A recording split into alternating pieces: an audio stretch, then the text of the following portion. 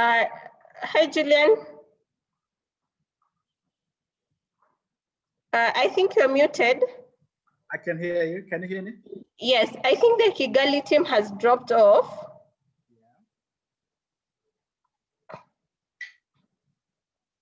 We'll find them. Yes, I'm just texting them on WhatsApp. Okay. I'll bite my lunch quickly, meanwhile. I've not eaten because I was doing your work. Oh, really? But you're all set? Yeah, I'm ready. All right. Let me try to call Lydia. No problem. Take your time. Don't feel any pressure.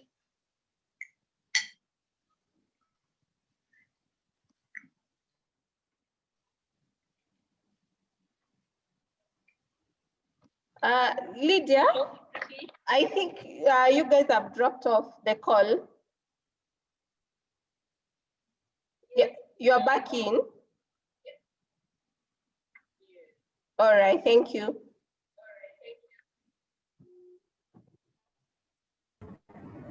We don't know. Can you give me John? Back to me. Yes, back to John. My name is John Daisala. The interesting thing I done this weekend is I managed to go to church. It was very much raining. I managed to go to church. All right, and next I think it's Peace. Yes. Hello, Purity. Hi, Peace. My name is Peace Mkandahiro.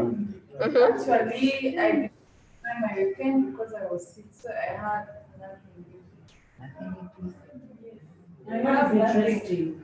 Nothing because I did not enjoy. But you recovered. You did. Actually, she was unwell last week, right? Yeah, on Friday. All right. That's why she. Okay, next is Lydia. Hi, Purity. Hi, Julian. Hi. I'm Lee. I serve as the HR here. And the most interesting thing is I try to do the house calls myself on Sunday. Okay. And I realized I can be a good housewife. All right, that must be interesting. Yeah? All right. Oh, there is also Oscar here. Yes, Oscar, next. Your name and one interesting thing you've done this past week.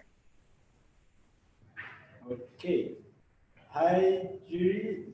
Hi. Hello, Oscar. Yes, I'm Oscar Udandi. I'm the head of business at Kisses in Rwanda.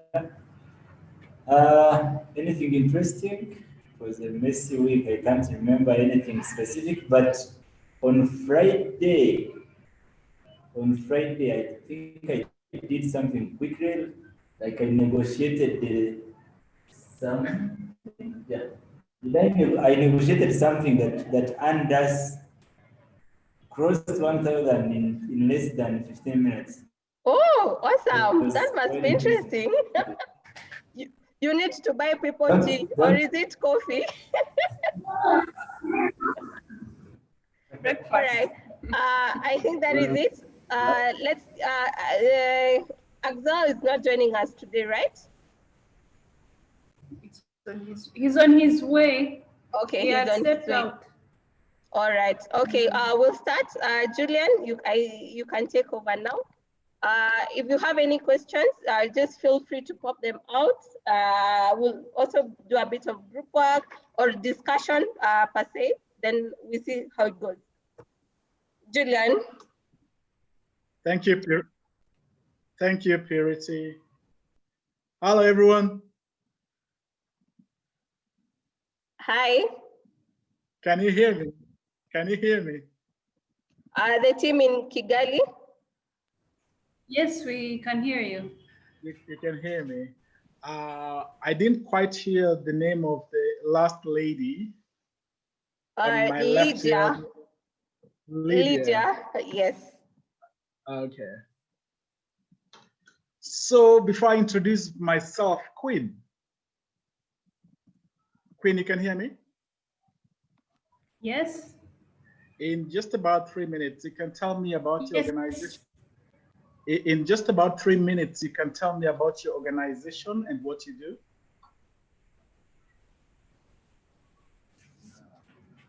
About our organization. Yeah. Yes. So, so basically, in brief, Q-Sourcing is a human resource consulting firm that operates in the East African region for the past 15 years. It started in Uganda, where I went to started in Rwanda in 2009, then Kenya, Tanzania, South Sudan. So basically, the services that we provide is consultants in human resource, ranging from recruitment, employee management, payroll, trainings in HR, or other HR consultancy like restructuring, salary survey, and also we also provide HSC, health and safety trainings. Okay. So basically, my position here in Q-Sourcing Rwanda, I'm the talent and business development partner. Oh, thank you my so much. My work around recruitment, and also other consultancy business services. Fantastic. Thank you so much, Queen. And Oscar, Oscar, this is to you. How is business? Business, I would say it's fairly good considering the lockdown and post-lockdown challenges.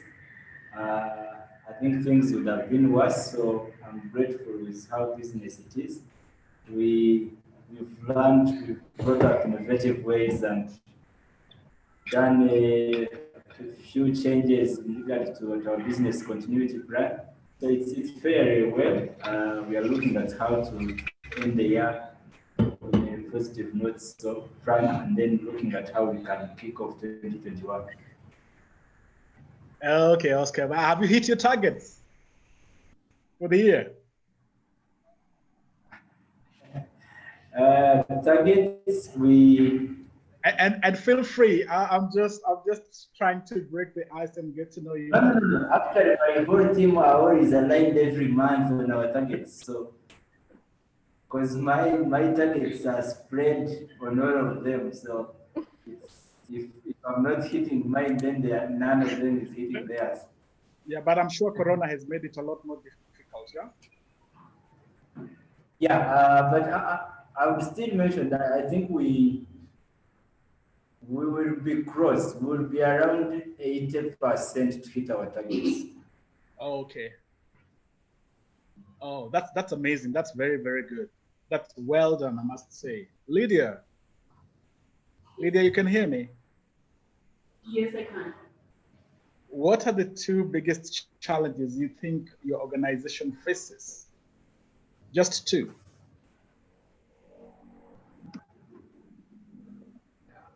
We faced a problem of customer satisfaction. Yeah. Just because every organization is facing a challenge of post-COVID effects. They are trying to cut down their costs and all that. Yeah. So just because we deal with a number of clients and we are always looking out to satisfy them and have them all on board and get new ones. Yeah. I think we've got a challenge of satisfying them all because they're trying to cut their costs and also trying to see how best we can serve them. Okay. Another thing is time management. We lost a lot of during the lockdown, and now we are fighting hard to targets in the short time that we have to close the year. Oh, interesting. Thank you. Thank you so much for sharing. Now, Patrick, listening to what Lydia and Oscar have just shared, do you think that work planning and organizing oneself is a critical component to succeeding and addressing some of the challenges that you face? I would say that the work planning is well settled and achieved somehow. Yeah. Okay, so let me introduce myself now. My name is Julian Rower. Julian Rower, I am currently the CEO of Schedules Business Consulting Limited. Pretty young outfit, just about 6 months old, but we've been trying our concept for the last 3 years, and we have done that very successfully. Yeah, besides that, the reason we are still very young is because I have been a student, in fact, a full-time student for a long time now, just finishing my doctoral degree with the University of Liverpool. And just so you may know, I know Rwanda very well. I served in Rwanda for about 2.5 years at the Equity Bank. You know the Equity Bank? Yeah. I was deputizing the CEO then, Samuel Kirubi, and I was in charge of operations and business development for that period of time. So I know Rusizi, I know Rubavu, I know Magana, I know all those places, but my favorite place is Civitas. You know Civitas? Yes, we do. Yeah, I know. I love Civitas. I love Civitas because of the good food and the fish there. So Rwanda is like my second home. Now today, Purity asked me to talk about work planning and organization as it relates to business growth and development. So with your permission, I'd like to go straight into the presentation, and I will try to keep looking at the screen to see when we need to engage and indulge. But very quickly, let me just pull out this piece of presentation, then we can proceed. Bum, bum, bum, bum, bum.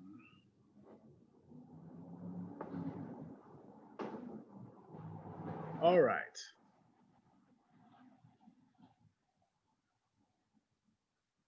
Okay, can we all see the screen?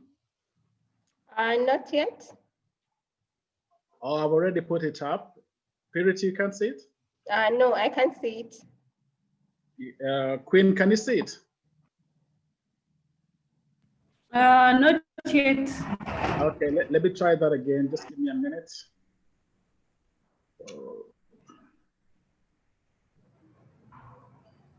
Just give me a second. I'm trying to get out and try it again. So let me see if it can work this time. Just give me a second. I'll try that again.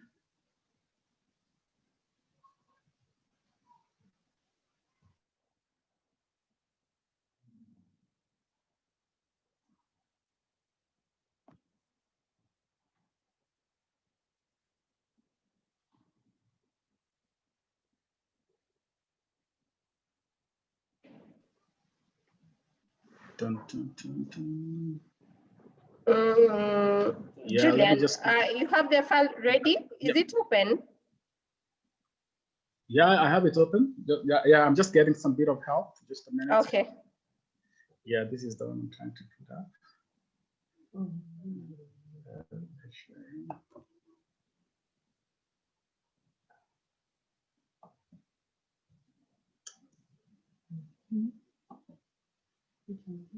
It's none of those because it's on the PowerPoint side. Just give us a second. Okay.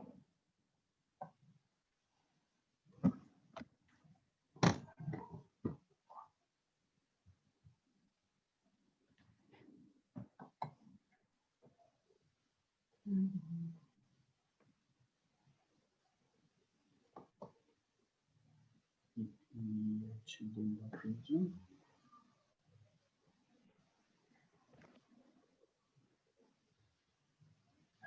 you go.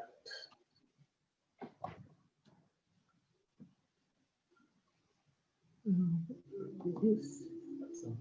Yeah, I'm just trying to see. Yeah, okay, there. Okay, you can see it now?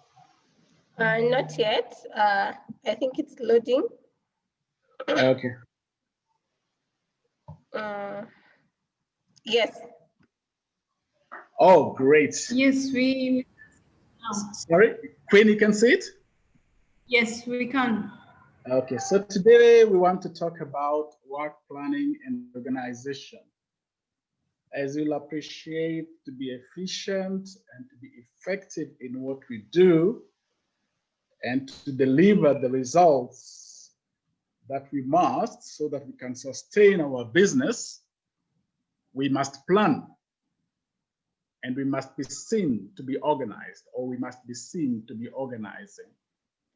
So when Purity asked me to do this piece, I was very excited because planning is one of those things that I really enjoy, but most important, looking at my performance against what I had planned. So any organization, any employee, any leader in an organization is expected to organize and to plan. And so today I will share with you, as we also discuss in depth, what in my view planning looks like, what in my view organizing looks like, and I'll also be seeking to learn from you. So this is not a place where you can say someone is an expert and someone else is not. No, because different people have different ways of getting their results. And that's why I also feel that this session will be a learning session for me.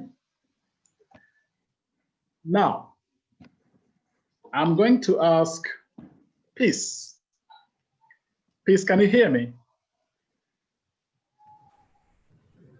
Oh, Peace just stepped out for a second. Okay, if Peace stepped out, then I'll ask John. John, can you hear me? Yes, I can. When we talk about work plan, what comes to your mind? To me, I understand planning is like putting several things together. Yeah. Putting several things together with mind. Yeah. It's like with an intention of achieving a certain thing. Like you have an objective or a goal that you want to attain. Yeah. You can't attain before you have to plan. You don't just get it. You have to plan what are the challenges that I will face during the process of pursuing this goal. What are the resources needed and all that. So the plan involves putting together the required resource for someone to achieve the desired goal. Fantastic. Now, I will ask Queen this question. And Queen, again, we are learning. And there's no right or wrong answer we are sharing. Okay. And it is very good for me to get your insight just as you get my own. Okay. In one way or the other, we are all right. We'll just be trying to align so that we can become more efficient in the way that we plan. Mm-hmm. So then the question I would ask Queen is, when we talk about organizing, what comes to your mind? I think for me, organizing is putting things in order. Is putting things in order. Yes. Okay, that's a very good answer. So then I will push back my question now to Lydia. Why is it important for us to plan? And why is it important for us to organize? I know I mentioned some of these at the beginning, but I'd like to get your own thoughts. Okay. To me, I think the importance of planning and organizing is to avoid making mistakes Yeah. or encountering gaps in the process of accomplishing. Okay, interesting. So now let me share with you what my interpretation of the same three questions are, and you will see that they're not far removed from what you have just stated. Now, when we're talking about work planning, and this is very important for us to try and embed these as principles, we must think about goals. We must think about tasks, and we must think about the processes that should deliver those goals or those tasks. When you're talking about work planning, we must think about time, because a task cannot be a variable alone. It must be measured against something else. So when you're thinking about work planning, we must allot or allocate time to it. And we must give ownership to it. So planning has an element of timing. Planning has an element of ownership. So and so is responsible for X. What planning does, it helps us to visualize how the end of our day should look like, how the week should look like, the month, or maybe the quarter. So that is how I would define work planning. And you can see it is not so far different from what you have said. In fact, when you guys were explaining what work planning and organization is, I was wondering, Purity, whether really we need this session, because these guys seem pretty aware of what this is all about. Now, how about organizing? Queen talked about bringing order. And I did agree with her that that is what organizing is all about. If I was to redefine it, I would say it is the systematic arrangement. So you want to do a certain task, but you are arranging it in a logical order, because you know the end of it should look like this, but the steps I must take to get there, the logical steps I must take to get there, is the order that Queen talked about, becomes the arrangement and becomes the organization. And I can tell you,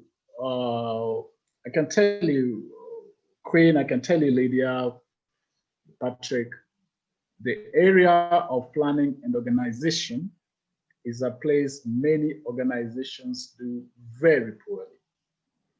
And so, to my earlier questions to some of your colleagues, are we meeting our targets? What are our challenges?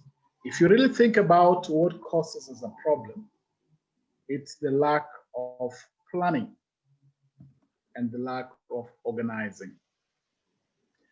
Now, I also did ask a question, and I think I must have pushed this to piece when I asked Lydia, rather, why we plan, work, and organize. Basically, it's because we live in a world of production. So we want to be more productive by focusing ourselves to what is important. So planning and organizing helps us be more productive.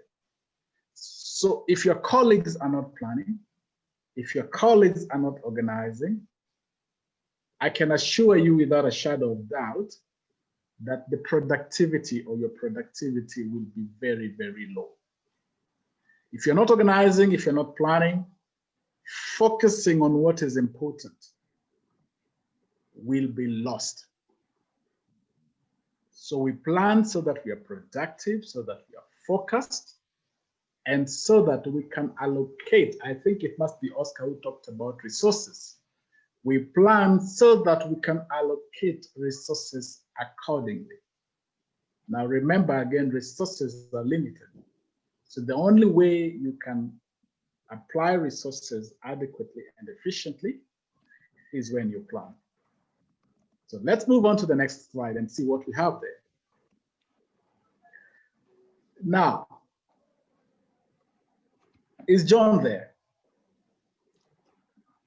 Yes. John, you can hear me? Yes.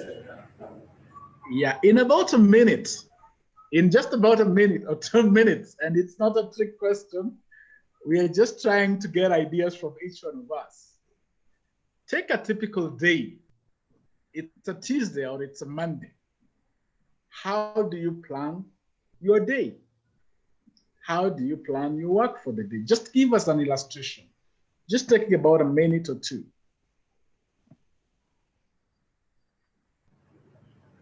It depends, but better in the morning.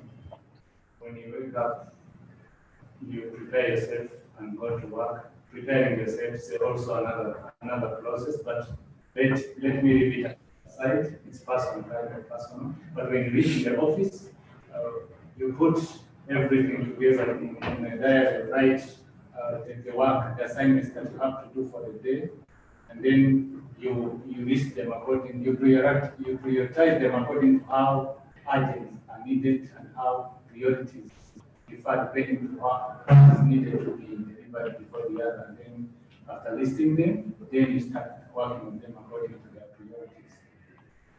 That's what I know. Oh, okay. So what time does your day begin? Sorry? What time does your work day begin? Does it begin at 8, which is the official work time? Is it 7:30? Is it 6 or is it 9? Normally working hours starts from 8, but for me, I reach there at 7:30 to prepare myself. Okay, that allows you at least half an hour to plan, right? Okay, Queen. Yes. We have just received an example of a work plan or a work day. For you or Yes. to you, what would a very good work plan look like? Again, no right or wrong answers. So if you are to show your junior that this is how I expect you to arrange your day, or this is how I expect you to organize yourself, what is it that you would be telling him or her? Well, so for me, I have two scenarios. Yeah. So in terms of my work plan, in terms of activities that I have to do, I list them, Yeah. and then look at the most, start with the priorities. You start with the priorities, okay? Yeah. But then when it comes to, like I said, I'm mostly involved in the recruitment. Yeah. So when I have an assignment, yeah, I draft a work plan at the beginning of an assignment. I draft a work plan. Yeah. And then on that work plan, I list the activities that will be involved in that process. Yeah. And who's responsible, Yeah. either our team or the client. Yeah. And also give it a timeline, like Yeah. dates, so that it also helps you to know today you are here, tomorrow you'll be doing this, to keep up. Okay. So basically, my ideal plan, yeah, would list the what I'm going to do, Yeah, and the timeline, yeah, and the timeline. Okay, so I totally agree with you, and I'm also very happy with what I think it was John who said earlier. He gave us an example of how he plans his day, and you have also given us a similar example, and then you've gone ahead to give us what would be ideal. I think the one thing again that most of us get wrong, and I know Quinn, you have answered it by way of implying, but to be very clear, there's one more thing that must be done to make a work plan ideal, that is to review it at the end of the day, or to review it at the end of the week, depending on the period of time the plan is scheduled to work. So I'm very excited that I am actually speaking to the converted. Now, let me just share with you why I think work planning and organization is important.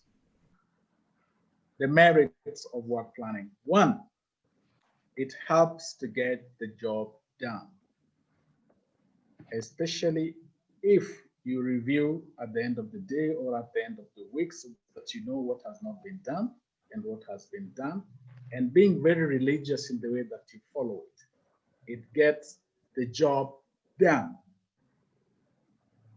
A good work helps to deliver or realize an outcome.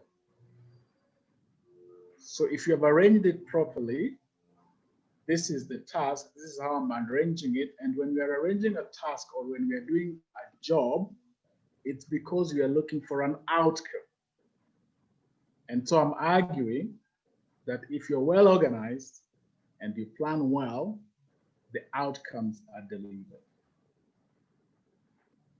So you, as the guys running HR, you can now begin to imagine how much waste happens, how much organizations are losing money in wasteful activities because of lack of planning, because of lack of organization. And I can tell you for free, if I was to go into any organization in Rwanda, and Queen and Oscar, this is something you can be selling out there as HR people. Driving efficiencies and productivity in human resources. That should be a very powerful selling point for you. And I've argued that if I was to go in any organization in Rwanda today,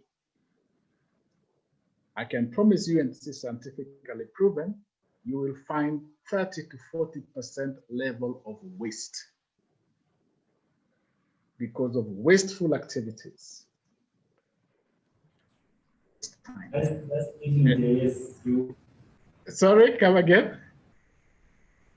You would definitely find for the 5. Yeah, I know the sound effect is a bit distorted, so I'm hearing some of your words, I'm not hearing some of them, but I've given you an idea of what else you can sell as human resource company. So maximization of output is what planning and organizing does. And I see this as an HR issue. I don't see it as an operational issue. I don't see it as a finance issue. I don't see it as a business development issue. I see it as a HR issue. Good planning, good organizing allows for efficient communication. So we can communicate effectively because I know what your plan is vis-a-vis mine. And then we can look for spaces where we need to collaborate, work together to fix a problem. And if there's clarity by way of a plan and organizing, then we can communicate better. Now, if communication is a challenge in an organization where people seem to be operating in silos, by silos, I mean the other party does not know what the other party is doing, yet they're supposed to be mutually connected. If you see the communication failing in that particular arrangement, is because we don't plan and we don't make our plans known to the other person. And we also don't organize. And we do not let the other people see what our organization is all about. So proper planning allows for efficient communication and it allows for efficient collaboration. Now, planning without tracking does not make sense. So we plan and organize so that we can track. If we monitor and track it to its logical end, then the output happens. Lydia, have I lost you? No, I'm here. Are you still there? Yes. Oscar, I hope I am not boring you to death. Is Oscar there? I'm following you. Come again? The microphone is a bit far from me, but I'm following. Okay, thank you very much. So those are the merits. Those are the merits of planning and organizing. Now, is Patrick back? Patrick, are you there? Yes, Patrick is there. Okay, Patrick, I have a question for you.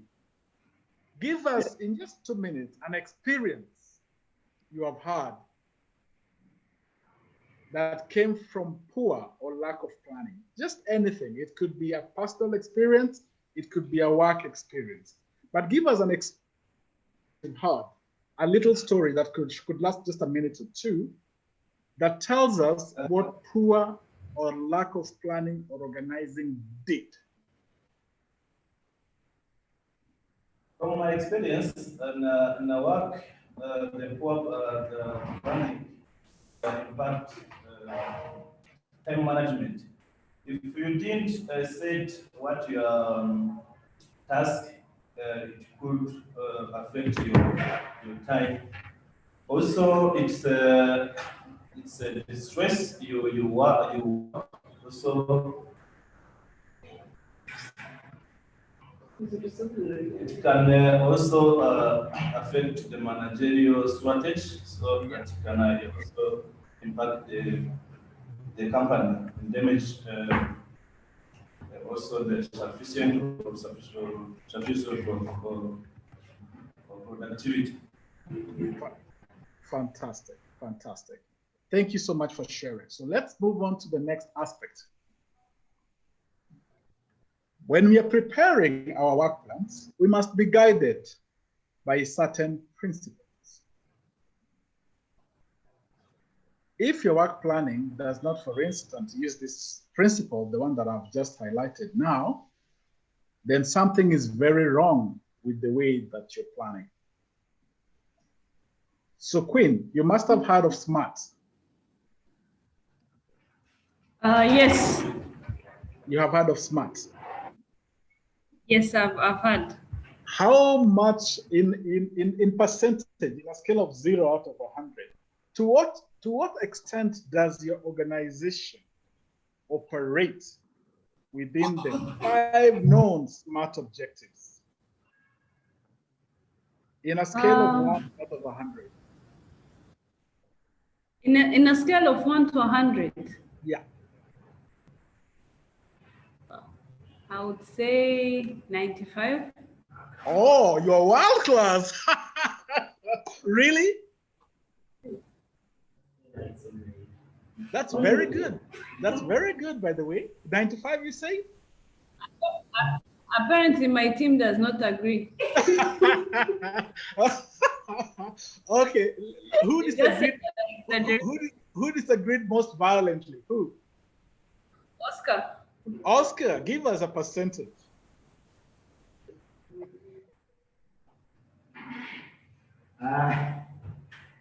Well, I think my worry is if Queen rates 95, then it means we don't have room for improvement.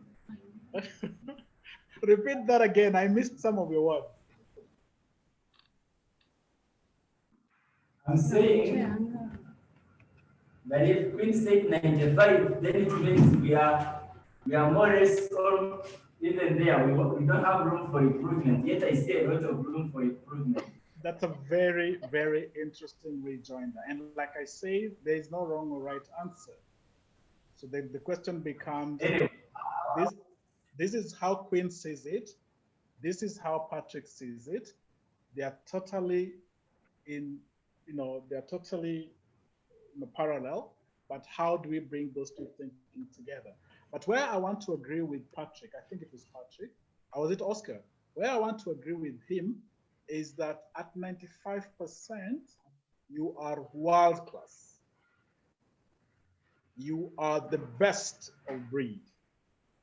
You are a demonstration ground for others to come and learn from you. And the reason I say that, I have a lot more years experience working across the borders and across sectors.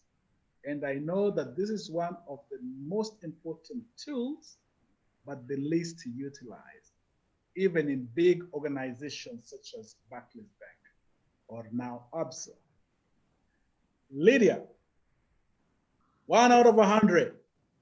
Give us a score. 70. 70. I hope that is not a safe answer, but thank you for that. Let's hear from Peace. Give us a percentage, Peace. 75. Sorry? 75. 75. 95. 95. She gave 95. Now, No, John, 75. 75. She said 75. Okay. Now, if I gave you my data on that, I will surprise you. I've worked for a multinational. I've worked for a Pan-African organization. I've worked for one of the fastest growing regional banks in Africa. I've worked in an NGO, and I've also worked in a state corporation. If somebody was to ask me, to what percent do these organizations apply themselves to this principle, I will surprise you by telling you it's under 40%. And so a lot of things don't really get done because we are not specific enough. 3 people are thinking 3 different things about the same item. So we are not specific enough. You give somebody an assignment, they come back with a different answer or a different response. We are not specific enough. Measurement or measuring is not part of our work culture. We tick it that we have done it, but we don't care to find out how efficiently or how effectively. So that's very common. Whether it is achievable or not, this is debatable. But we agree to do something, and sometimes you're asking people to do what is humanly not possible. Or we ask people to do things that they could have done readily yesterday. So when do you issue a piece of job and make it a stretch enough so that when somebody delivers it, a good outcome comes out of it? So achievable. Relevance. I've been in many meetings, including the board meetings, where you find conversations are totally digressing from what the main problem is. And so when actions or a plan is being designed to solve a problem, we end up designing the wrong plan or pursuing the wrong action or decision. Relevance. The only thing I know we are very good at, and I'm giving the example of many of the organizations I've worked for, is time bound. Yes. We say we want it by, and that's very common. I want it by, I want it by. Deadlines is more an American kind of culture, but it is something that I think in Africa we have really adopted. If you think about the UK, for example, they really focus on the outcome and the output. And they're very flexible around the time you deliver something. The Americans are hard-nosed about when it must be delivered. South Africans are very keen on when it must be delivered. And I think that is something even us in Kenya have adopted. And I am very sure in Rwanda, the deadline is a critical requirement. So of the 5, if you ask me which one do most organizations run with, it is the deadline. Purity, would you agree? Totally, totally. So I am disputing the 95, Queen. I'm disputing the 75, Peace, and Lydia. And I'm agreeing with Oscar that in Africa specifically and in this region, there is room for improvement. So think about SMART objectives when you are planning your work, when you are organizing your work. Specific, measurable, achievable. Is it relevant? And then by when? Patrick, would you like to react to that?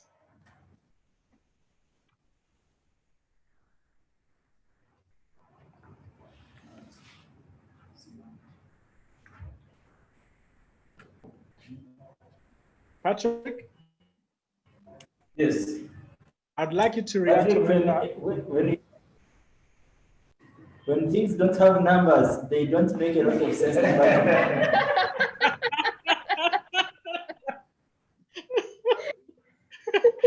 I agree. Okay, let's move on. Now, this is not mine. I picked this from somewhere, but I'm sure you've heard it before. Yes.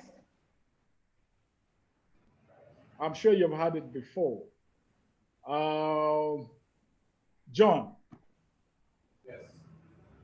When you fail to plan, what are you planning to do?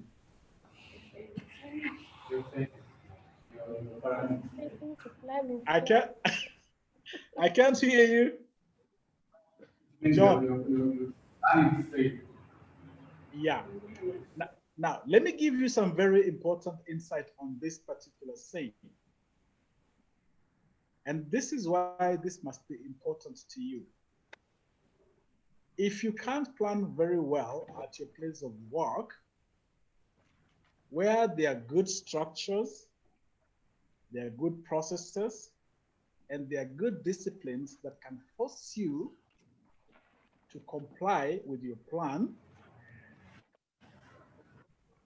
if you can't do that effectively at your place of work, you can't do it effectively for yourself, for your personal self, or your personal life. The principles of work, like we know them, when we talk about planning, when we talk about organizing, they're the same principles that govern us in our private, personal lives. So I want to add here that those of us who fail to plan for our own personal lives, let alone work related, for our own personal lives, have either failed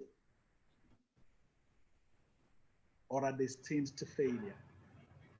And that is why a topic such as this, when we are discussing it, you must look at it from two perspectives: your workplace and what you need to do better, and your personal life and how you need to run it better. Everything we will discuss from this point, you can apply it in your personal life. So failing to plan is planning to fail. Quinn, do you agree? Yes, I do. Quinn, do you have a personal plan for your personal life? Do I have? A personal plan for your personal life?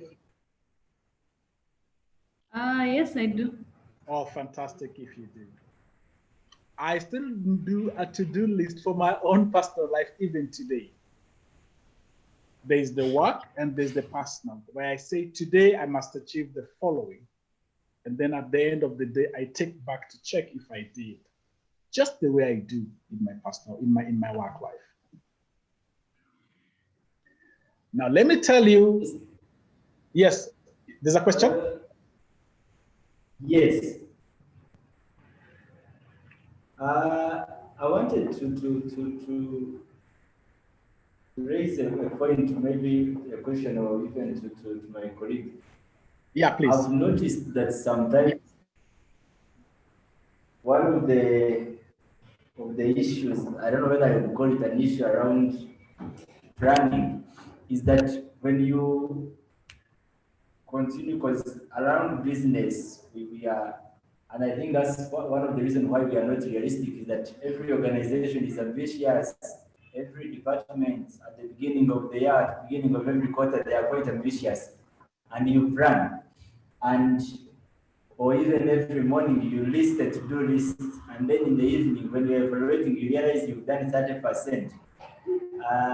And then you do it Monday to Friday. So sometimes it raises a few frustrations.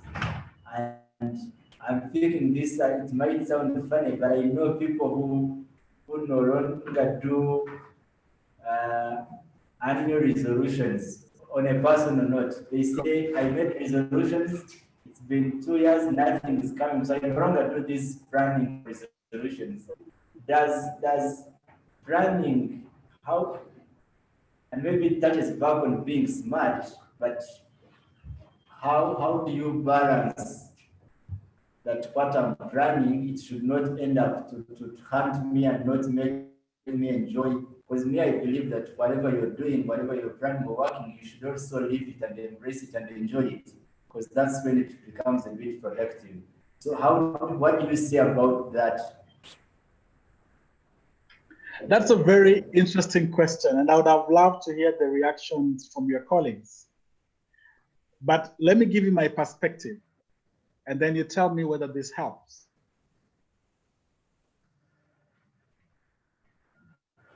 There is a certain result I'm looking for. There's a certain outcome I'm looking for at my place of work, in my personal life.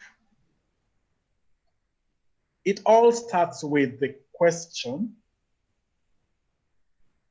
what is the end supposed to look like?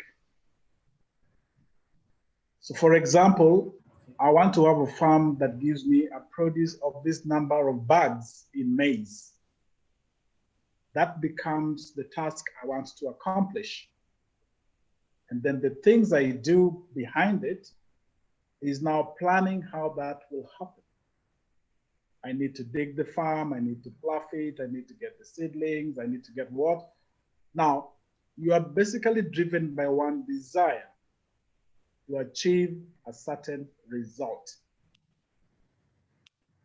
And because that result is important to you, the plan and the execution of that plan cannot be easy.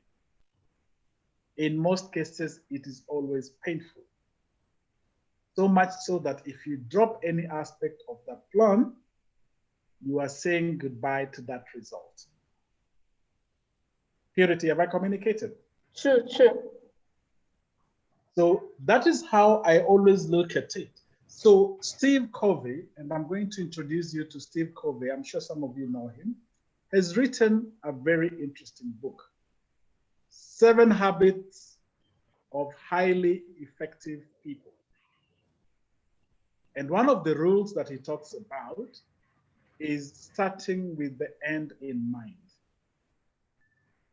In our personal lives, we are called to start with the end in mind. So I am very clear on what my end is when I started my doctoral program 9 years ago.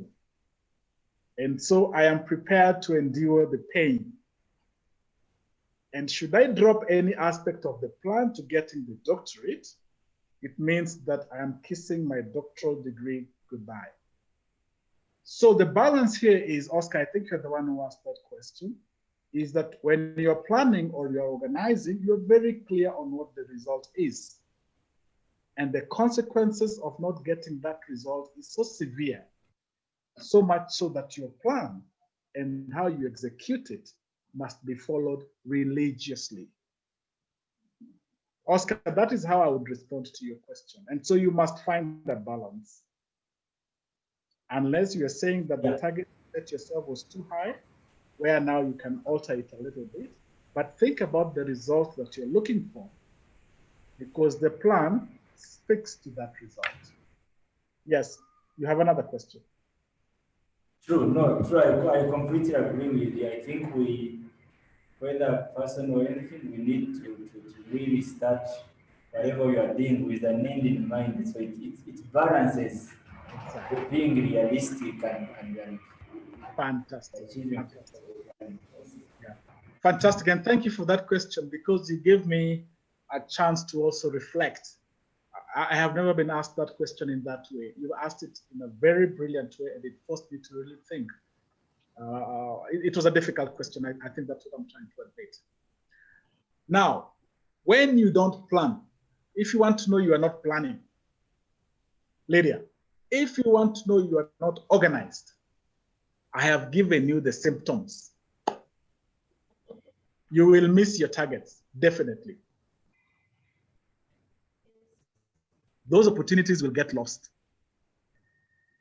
They will get lost because you're too busy to even explore them. Too busy doing the wrong things. When you don't plan or organize, you will not optimize. You will not optimize. Oh my God, you will be stressed. The balance that Oscar was talking about, you will be stressed. And within you, there will be internal conflict. And that internal conflict will translate into external conflict. That is what happens when you don't plan. Because when you don't plan, and I am supposed to add value to what you do in the workplace, you are affecting me. And when you're affecting me, you're creating conflict between us. I know I was very competitive when I was a junior staff in one of the organizations that I worked for.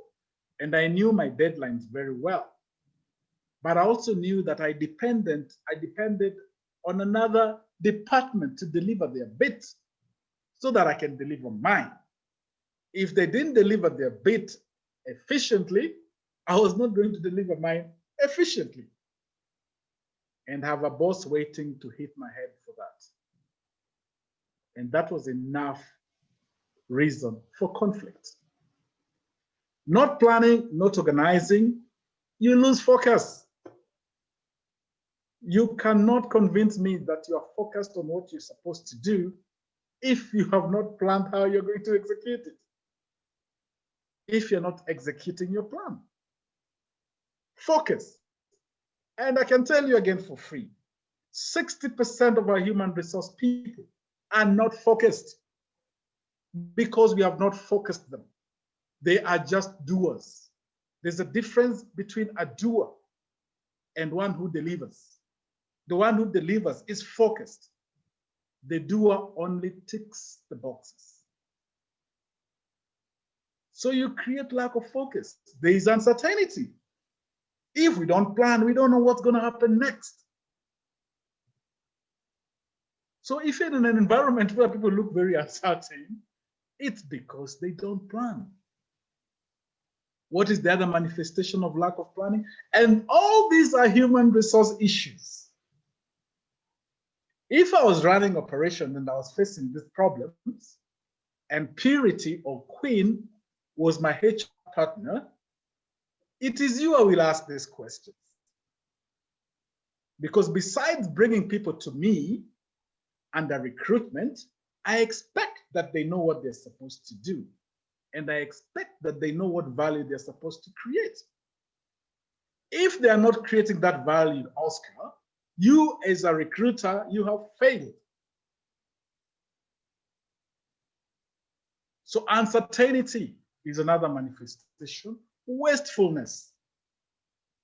There is no efficiency, there is no effectiveness, the cost of doing anything is too high. Clearly, there is no planning. Clearly, there is no organizing. Zero synergy. Zero synergy simply means if I added your one and I added my one, we could have gotten a 3. But I don't even know that. So I'm just doing my one, you're doing your one, both of us are just getting 2. When you don't plan, you lose synergy. When you don't organize, you lose synergy. And one of you talked about customer service, Jesus Christ. You don't plan, you don't organize, you cannot convince me that you have an efficient customer service model. It just does not work. Without planning, Queen, without organizing, Queen, can you hear me? Queen, can you hear me? Oh, yes, yes, I can hear you. Without planning and without organizing, can you make the right decisions? No, you cannot. No, you cannot. You will make the decision. You will make decisions. Don't get me wrong. You will make decisions, but you will make the wrong decisions.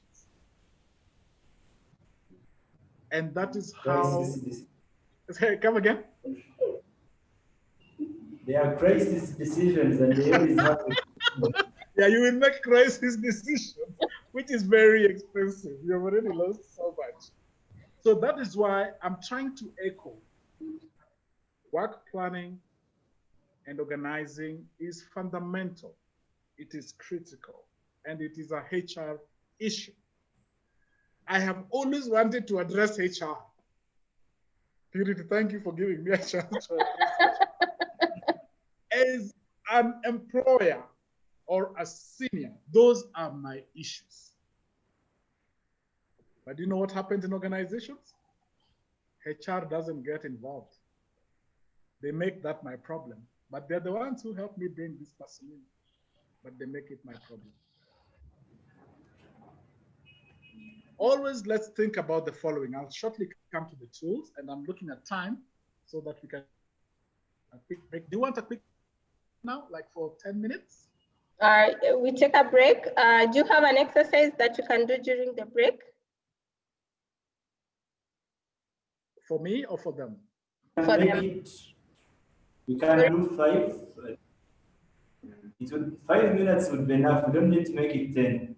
Okay, great. So let's take, but at least do your leg stretch and everything, because this new way of relating is very difficult. So let's take a short break, but 5 minutes. Oscar, can I trust you to have everybody back in 5 minutes?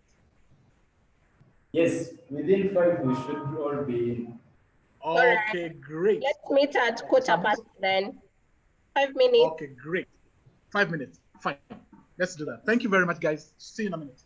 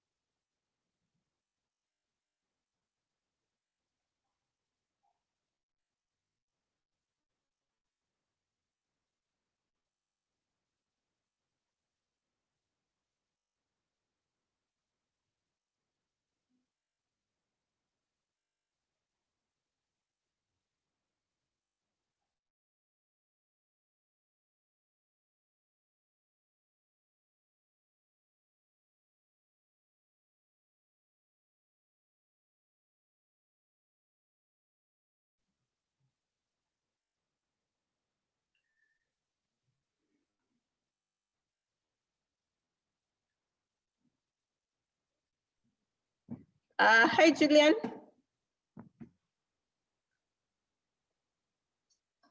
We should be back. I also see the Kigali team is back. So we can carry, Lydia, we can carry on?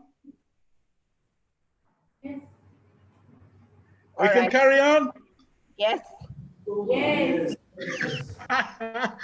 I'm not seeing excitement.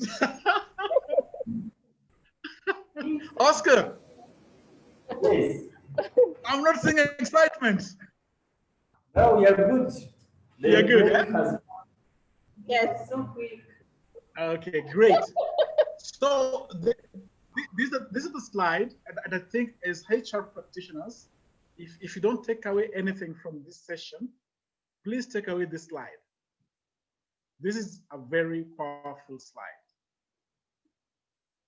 What we must think about when we are thinking about work planning and organization. And once I list all of them, you will find that all these should be driven by HR. Now, when I think about planning and organizing, you are effectively managing human resources. That's what you're doing. So if in your interventions to organizations, planning, work, and organizing is not one of those, you are failing in the provision of management of human resources. So work plans and organizing helps you with human resource management, number one. What else does it help you with? It helps you with crisis management. The more you plan and execute and review your execution to make sure that you are on track, you are removing a crisis. What else does planning do? It brings ownership and accountability. It brings ownership and accountability. It promotes a very effective working model. Because in organizing and planning, that's where you have things like service level agreements. That is where you have things like operations levels agreements. So planning helps bring effectiveness in our work models. Planning and organizing can help us with training and development. Because then we can tell from how people plan, from how they execute, and from how they review, we can tell what the issues are and how we can make them more effective in their work. Planning and organizing allows functionality, the functioning of systems. The functioning of systems comes from planning and organizing. It assures you productivity. And remember when we talked about bringing accountability? Yes, it does, because when things go wrong, there's a recourse. You can say, Purity, this was the plan. Purity, you are meant to deliver this part of this process. But now it has failed. We know where to go, where it went wrong. We have recourse. That is what planning and organizing does. So when I'm looking at a human resource person sitting before me, guiding me on how they're going to recruit for me, I expect them to tell me, this man is so organized. He's a great planner. He will be a good resource person in your human resource.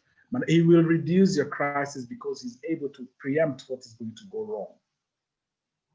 Those are some of the things that I'll be looking for as an employer. Now, let me share with you some tools that you may find useful in planning for your work for the future. Some of them are desktop.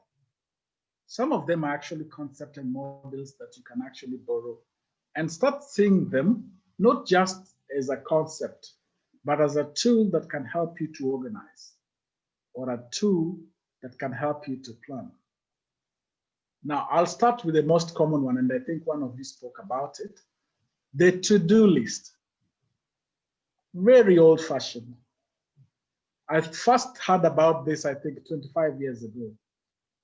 I still use the to-do list. And for me, the most important thing with the to-do list, it's a list of what I must do and by when. In my to-do, I'm guided by a principle we call the 80-20 rule. What are those 20% of the work I can do that will give me 80% of the results that I'm looking for? There's so many things you can do in this world. If you were to draw a to-do list, it could be a million bullets. But what must guide you is the Pareto rule, 80-20. What is this?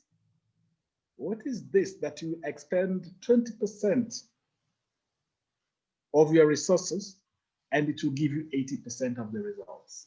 So that determines what goes into my to-do list, principally. In my to-do list, I am very clear what will need delegating. Yes, I am responsible for it. It will have to be done, but I am delegating it to Purity to do it for me. So immediately I list it as an item I must deliver. I'm in communication with Purity. And if my deadline of delivering it is 24 hours, I'm telling Purity I want this in 12 hours so that I can meet my deadline of 24 hours.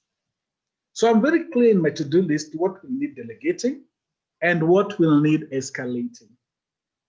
So I can say at this point, if I'm not able to have done A, B, C, D, or if I've done it to the satisfaction of X, Y, Z, I can now escalate. So I'm very clear in my to-do list that at this point, this will be escalated. Maybe sometimes it's because of the support you require from your boss, but there's clarity that at this point, this will go to escalation. So to-do list, I've added the issue of incident reporting. It simply means, what is this incident that may have happened that may distort what you're trying to do that day, that week? Because you are not working in an ideal world.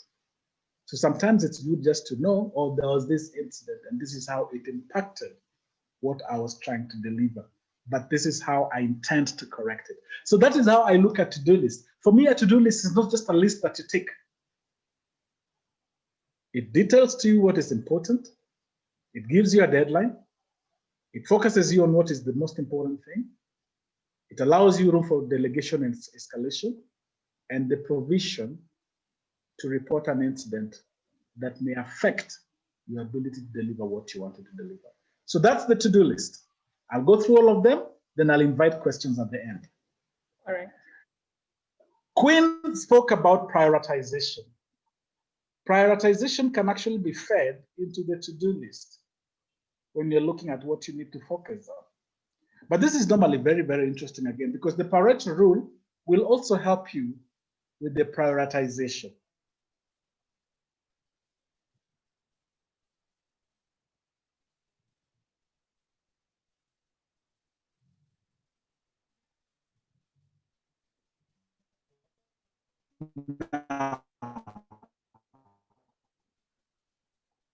Julian, are you there?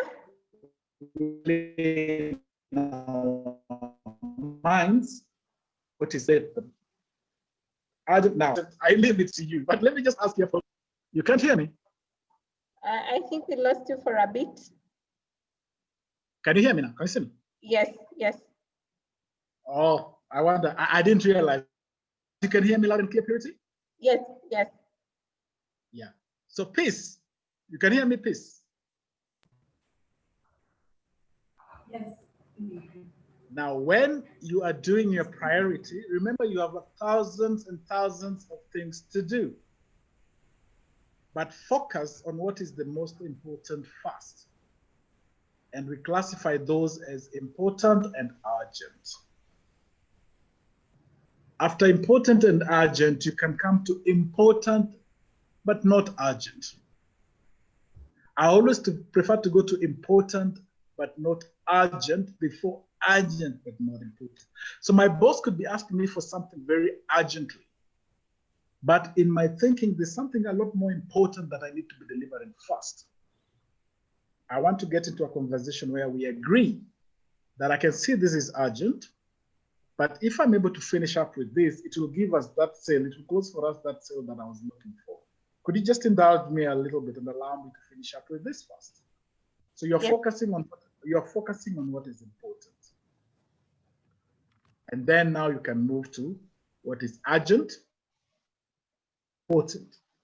Whether you want to deal with what is not urgent, what is not important, that is entirely up to you. But again, there will be tasks that will be under that classification. So this is something you can use in your to-do list to further enrich it. And you can see the Pareto rule comes out very strongly there. Let me give you another tool that many people do not realize, that it's an organizer. It's a work planner. It is what we call the performance contracting and management. That document that you give your staff to sign to confirm that they will deliver the following. I am assuming that that document lists what is important. I am assuming that that document spells out what will add value to the organization. It is another form of our to-do list. And the beauty about the performance contracting as a tool to plan your work and organize how you work is because it is aligned to the bigger vision. This is the vision. And these are the three key objectives or goals for us. These are the activities that you will have to do so that these objectives are achieved. So you are listing your activities. You're planning what needs to be done, or you're giving focus to what must be done. Then, this is how we will measure it. Key performance indicator.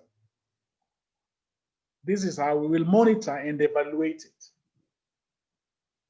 This is how we will review it, and this will be the consequences. You are better off talking about this tool than me. You are experts in this area. But I'm telling you that this is an organizer. Every 2 weeks, I used to pull out my contract to read again, to find out the activities that I committed to do against the key performance indicators to see whether I'm on track. And it is what I used to organize me, because anything I did outside this space, my boss didn't care too much about it. So performance contracting and management is a very, very big tool. Now let's look at project management.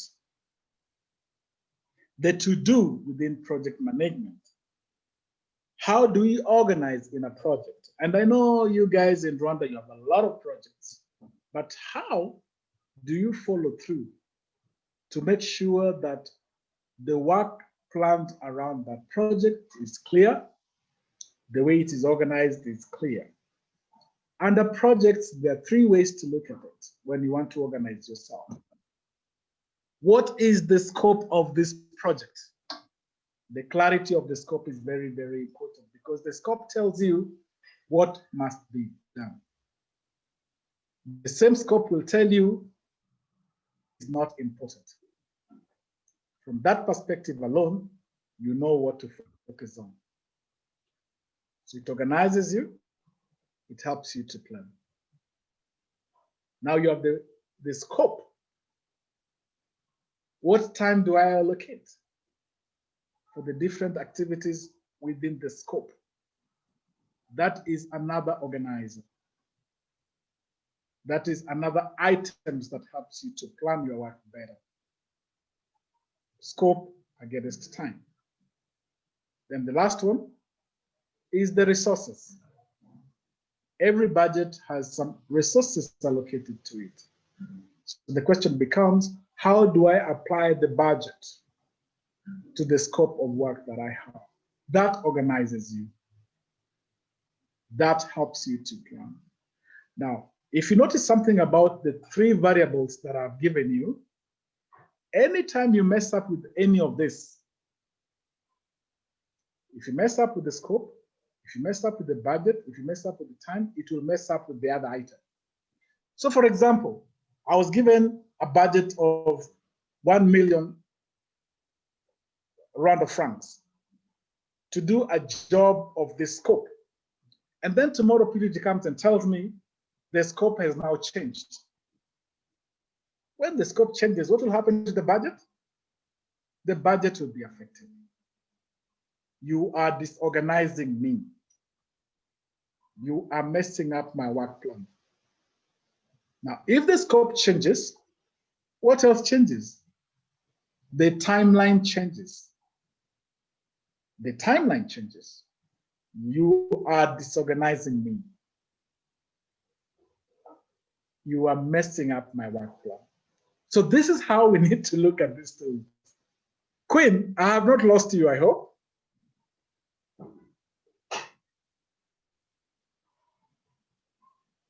We can't hear you. You're on mute. Oh, yes. No, I've just said that I'm here. I'm following. Am I giving you a good perspective? Yes.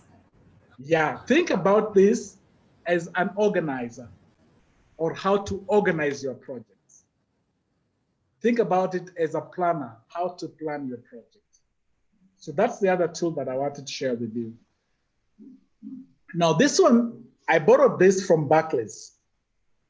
We call it the morning huddles or morning meetings, if you like. This was a very interesting organizer and a very, very interesting work planner. Because what we used to do when I was in Barclays is every morning for just 10 minutes, actually between 5 to 10 minutes, we would have a meeting as teams, whether in department or in a branch. And what we do in those teams is we review the performance of yesterday against what we had set out to achieve. We review that performance to agree whether we met it or we fell short. Purity, you with me? Yes, yes. Once we have reviewed it, we agree on the deliverables of today, taking note of what we did yesterday. So if you were short yesterday, the shortfall is added to today's activities, added to today's targets. So this is another way we used to organize ourselves. This is another way we used to plan our work. Then once we have agreed or we know what numbers we're chasing, we get commitment from individuals. Julian, we're tasking you with ABCD. I say, that looks a bit tight. Yeah, but we fell short yesterday. We don't have a choice, really, Julian. You need to organize yourself in a way that you deliver on this now. Because if we continue this, we're missing the target day on day. At the end of the year, we will not hit our target. So you obtain commitment. That commitment gives you the organization that you need from somebody. Then with commitment, the only other thing that you'll ask Julian is, what support do you require? What support do you require? So that is another tool. We call it the morning huddle. It works very well in a retail enterprise, in a shop that has day-to-day activities. How that would work in an HR enterprise, I still don't know, but the philosophy is the same. I'm meant to talk to this client yesterday. You have to talk to 5 clients yesterday. Yeah, you're supposed to close on this number of recruitments yesterday. Yes, you're supposed to go out and look for blah, blah, blah, blah, blah. That can still be a subject of discussion every morning. For This 10 is good. Sorry? I think you can. I was telling, sorry, I didn't know that we are not on mute. I was telling my colleagues that I think I like this because to me, more or less, this is what I do. Oh, this is what you do. So yeah, so this is a very, very, very powerful tool. So let's go to this other one. You could use a normal calendar, a calendar planner. A calendar planner could be a manual piece of paper, a diary maybe, that could be your calendar planner, or it could be electronic. And again, this is just to prompt you on what is important. Like this day I must do this, this day I must do this, this day I must. It's a good organizer. And it can really help you plan your work very, very, very effectively. So what else must you think about when you're thinking about being organized and planning? Sorry. What else must you think about? We've spoken about the diary. Yes. It could also be electronic, and this could also give you alerts. So in a world where you really are on the move and you want to be able to know, what you need to do next, these alerts or auto reminders can be very, very helpful. So you can use them to organize yourself. Now, let me tell you where the biggest wastage is in most organizations, and which you must be aware of. I call them time stealers. Tea break, tea is taken maybe in the kitchen at some lounge somewhere. Policy says we can take 10 to 15 minutes. You get very cool. But Purity, you know how long we take? 1 hour. Oscar, how long do we take? I was telling these guys that we are stopping buying milk. If tea is taking time, then we first stop by cutting costs. Peace. Let me hear from Peace. Peace. How much time do we take having tea? A lot of time. I think we should. A lot of time. Lydia, how much time do you take?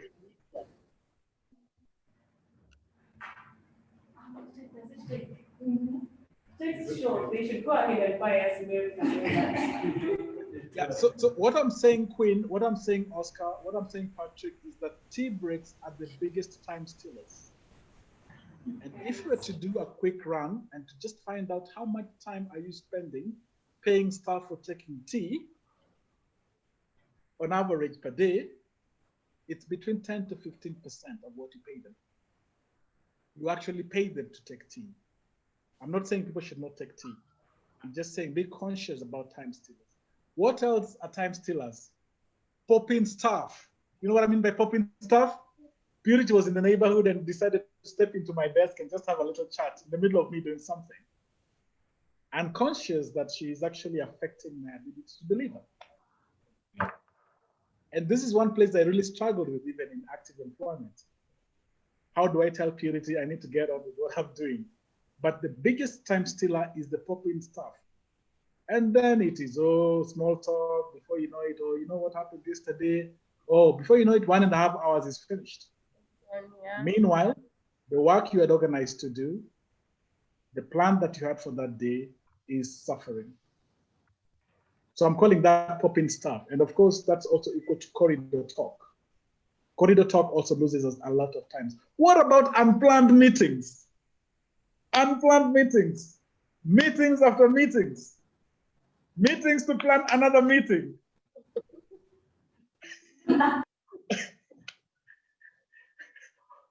Patrick. Is Patrick there? Yes, he's there. Patrick. He's not here. Okay, let me ask I'm just trying. It's John. Yeah, I want to ask John. John. Yes. John.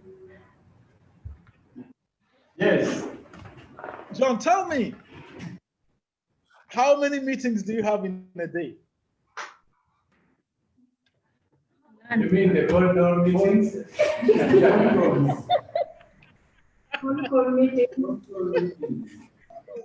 Oscar, I work for an organization.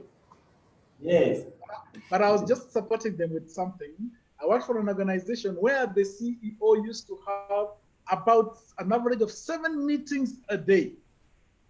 Yeah,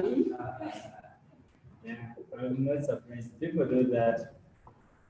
So you're left wondering, when do we execute? Purity, when do we execute? So meetings at night. so meetings is one of the biggest time stealers.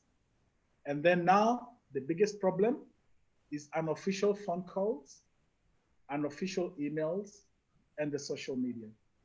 If you want to know why work is not being delivered as planned, why we are not so organized, it is because Queen, or Oscar have sent me a text on WhatsApp, and that text is engaging me for the next 10, 15 minutes, derailing what I plan to do for that day. So these ones, I'm calling them time stealers. Another time stealer is clutter. When your environment is cluttered, you're taking a lot more time than you should have to find something or solve something. If your filing is not robust, you're taking a lot more time to find something or to solve something. These are things that I said I must add there so that you're aware. If you find that you try to organize yourself and you don't deliver as to how you organize yourselves, these are some of the things that are messing you up. You had planned to do something in a certain way. Oscar had mentioned the frustration at the end of the day. You have not quite achieved what you wanted. If you do a honest audit, you will find that there was a lot of time stealing in your day. When you're planning, just think of the following. What needs to be done? Who is going to do it if it must be delegated? When it has to be done by? Where it will happen? How it will be done? But the most important question is not what needs to be done. The most important question is why it needs to be done. So why must I do the what? Those are some of the questions that should guide you in coming up with the work plan. Remember the following. Patrick, remember the following. Plan your day early morning or the day before. The principle I worked behind, I used to start work at 8 officially. But 8 o'clock is not when you start to prepare.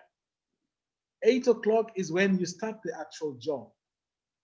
So then that made me go to work earlier so that I have about half an hour to organize myself. Plan your day early. Plan your priorities. We've talked about that. Create a schedule. We've talked about that. Let's say something on that. Yeah, go ahead. On planning your day, early morning or a day before, I think we can really, as a team, really improve on this. I noticed John is the one who I think would take a trophy on this. He always comes 7:30, and I think it helps. I hope the 30 minutes is not making tea, but I think he plans his day well than most of us. But this is what I want to emphasize on in regard, and because I know, to me, unfortunately, I mean it takes on, organization takes on part of me as, because I'm a bit of a perfectionist. So to me, when things are not organized, then it means everything is ruined. Now, this is what I do sometimes. And I know my colleagues, some of them have seen my emails over the weekend and they wonder whether I never rest. But I've realized that over the weekend, I can take 2 hours and look at anything that will happen from Monday to Friday. So I send any pending emails, I send urgent emails to them that they need to look at on Monday, and I actually list all things that will be done on Monday, because usually the things that we start with on Monday, those that they will move on Tuesday, Tuesday will take to Wednesday, but I realize that 2 hours on a weekend, whether it's a Saturday or Sunday, they will help me through the week than me to come, because I know when we reach here, sometimes I tell my colleagues that when we are working, it's like we're on a Wall Street. So you end up not knowing what is going on. But these 2 hours, so it might be a weekend, it might be in the evening, it might be when you just need to manage yourself and know when can I plan ahead. It's quite very important. Amazing. Amazing. Any other reaction? As you react, remember to plan buffer times. Buffer time simply means there are incidences that will happen that will disorganize you. So even as you plan, prepare to be disorganized. But then, for those of us who are really brave, that's where the fun is, where you're trying to do X, but there's so much turmoil and so many things distracting you. And that is why we are employed, because we can surmount those challenges. So think about making provision for those incidents that may actually try to derail you. Any other comment on this one? The things to remember. Plan your priorities, plan your priorities, plan your priorities. All the time, plan your priorities. The other one? Yeah, go ahead. Just pop a question to my colleagues. They Yeah, say, on the previous slide, you mentioned about these disruptions at work, and I would want to know from my colleagues, how do they manage personal things that call in? Because we have families now. Your maid calls and says your son has an issue or what. I would want to know, because I know how I manage mine. I would want to know how he manages the calls, because the issue is a call might take 3 minutes, but it ends up taking 30 minutes. Yeah. And 30 minutes leads to 2 hours. And then it ruins the whole day, productivity wise, but even, and again, sometimes it affects your day, yet even at home, you won't add much value. Correct. Yes. Interesting. Let's hear the comments. Oh, that's a nice one. Did Axel join us? Yes. All right. Hi, Axel. All right. Welcome. So there's a question about security. It will be interesting to see. Yes, I think Lydia wants to answer. Okay, Lydia, go first. Yes. Just like you say, we have to plan, but again, we can't avoid these interruptions, maybe at office or even those home phone calls. But usually, personally, from my experience, what I do, if it's a call, I always ask, is it urgent? If it's not urgent, I always tell them, I'll call you back. And I always find a free time to call back, because I know there are some people I really know, when this person calls you, it's going to interrupt you and it's going to seek your attention, but to attend to it. So I always first ask, is it urgent? If it's not urgent, I give it another time to attend to it. Interesting. And if it's urgent, yes, I go ahead and sort it out. Interesting. Another one? That's interesting. Yeah, I think apart from like a friend or someone, but family members, they are aware that you've gone for a walk and they know working hours, they know there's a lunch time and a break, which is the break time. So if you want to check on them or someone wants to check on you, they know there's a break time. But when there's a call in the middle during working hours, most of the time for me, it must be urgent one. Only that some other friends who are not aware of my working hours or my schedule might call. So it's where you say, like really asking, is that urgent? If it's not urgent, then you consider calling back during break time. But for the family members, they're aware of my working hours and plans. So I think it's not that much interruptions. Thank you.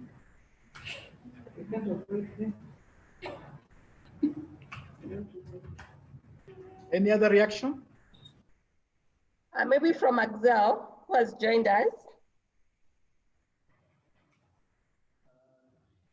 So, for me, the interruption I have the most, it's not phone calls, but when I have to step out, maybe for an emergency, usually it's family, because I have parents that are old. Sometimes, so like for example, I have to take him to the hospital, so I can say no, and I'm very grateful that the office management gets step out whenever it's necessary. But I guess from now on, I want to go for urgent or emergency situations. For phone calls, also I also make sure that it's an urgent situation. If it's not an urgent situation, we have a last time which is quite fair. I can call them at that time. Interesting. That was a very good question, and I'm really happy that you brought it up. I don't know how I would have done the same, but you've done it very, very, very well. Now, Purity, I know Purity. I don't know whether it's Purity who took us through the emotional intelligence because I missed it. But to me, I think it also because there are some that they are unavoidable. First of all, you didn't ask someone to call you, but I think now the management of post the call, you might handle the call, yes. Someone might enter in or disrupt you or something, but the issue is you finish a call and then you think about it or it disrupts you for the next one. So I think that the awareness of how to manage that situation during and post that is what is critical for me. That to know that now I handle this and what, but then the switching mode and that, yeah, I think to me is quite important and it can help you because there's those calls that will come in and some are emergencies or what, but I know some people where they receive a call and it's easy to see the face that it has ruined the mood, it has ruined everything. So management of that is quite important. That's why I related it to the emotional intelligence training. All right. very, very interesting exchange there. I'm clearly much older than all of you. Queen, are you all Christians? Yes, we are. Yeah, you must know this part of the Bible that says, "Give unto Caesar what belongs to Caesar." Yes. I applied that principle in my work life. So in active employment, I respect the fact that this is not my time. This time belongs to somebody else, and they're paying me for it. Now, that does not mean I can't receive a call, but it means that the way I manage that call must be very efficient and very impactful. I can talk to you for 2 minutes. If it's something that I think will take longer, I'm at work now. We can talk about this at 5 o'clock or 5:30 thereabout, in respecting the fact that this is not my time. This particular time, I am contracted to do something for someone else. If we allow those kind of principles to rule us, Oscar and the rest of the team, then you'll find that this is not a big challenge. But the reason it becomes or remains a big challenge is because that appreciation is lost in most of us. So Purity, those of us who worked longer for donkey years, when the work environment was a lot more policed than it is now, we were forced to learn those principles. And we've lived by those principles. And so I don't even need supervision. My conscience is enough to tell me that what I'm doing is wrong, or I need to manage it in a certain way. So that is the only way I can summarize it. For example, just 3 hours before I came onto this call, I received 4 calls. But my focus was, this is Purity's time. I'm preparing for this. So I've actually ignored all the calls. I will be making my calls immediately after this, because for me, that's the right thing to do. So I'm just sharing a personal experience on that. You'll be glad that we're about to finish now. I think Oscar has something to say. Yeah, Oscar, go ahead. I was in. Are we on mute? No, we I can was in see agreement you. of the point that Julian was making. I couldn't agree more. I think it's quite very, very varied. That those principles, they help, and then they help in the modern world where we are. I don't think anyone has to be watched on by the HR that you're doing this. That conscience should be there to help you. So I like that. Thank you very much. And I suspect this could be the last slide. It is not anything I have not said already. Write your strategy per day, per week, per month, per quarter. Look over your work plan and decide how you will use your time and your resources. Overcome your constraints in order that you may reach your objectives. Realize that unexpected things will happen.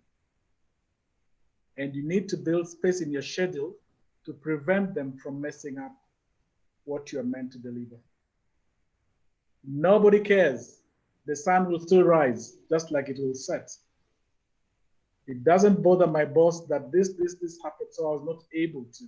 If I say I wasn't able to because I was interrupted or affected in a certain way by a certain incident, effectively what I'm saying is don't pay me for that month. That's effectively what I'm saying. So we are called upon to deliver as per our contractual obligation. And the only thing that can help us is planning our work and organizing ourselves. Purity, I'm happy to now hand over to you. All right. Thank you so much, Julian. That was intense, but at the same time, I think it was very relatable, and you've broken it down so much better than I could have done if I was given this opportunity. But thank you so much for your knowledge, your wisdom, your shared experience. So we'll take any questions from the team in Kigali. If any questions from your end?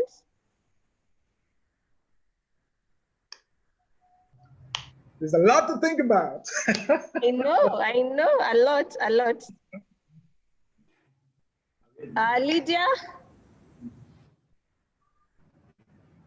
I have no questions myself. All right, Peace has just come back, right? No, I was around. She's hiding behind me. Oh, she's hiding behind you. All right. At the end is John, right? Yes. Any question, comments?